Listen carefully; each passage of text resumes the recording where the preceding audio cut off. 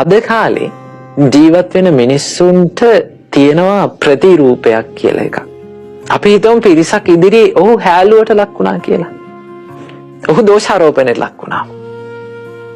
ඒ මිනිස්යාගේ හානි වෙන්නේ ප්‍රතිරූපයට. ඒ මිනිස්යාගේ පෞරුෂත්වයට හානි වෙන්නේ. අද කාලේ බහුතරයකට තමන්ගේ පෞරුෂත්වයට හානි වුණාට පස්සේ ආයෙ ගොඩ ගන්න, ආයෙ නැගිටින්න ගොඩක් අමාරුයි. ඔබ ගැන හිතන්න, ඔබ කැමතිද පිරිසක් මැද්දේ චෝදනා ලබන්න? ලැජ්ජාවටපත් වෙන්න. පිරිසක් මැද්දේ චෝදනා ලබන්න කැමති නැහැනේ. ඔබ එහෙනම් කරන්න ඕනේ මොකද්ද?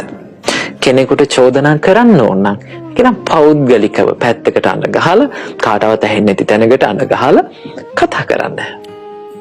වැරද්ද පෙන්නලා දෙන්න. මිනිස්සු වැරද්ද හදාගනිවි.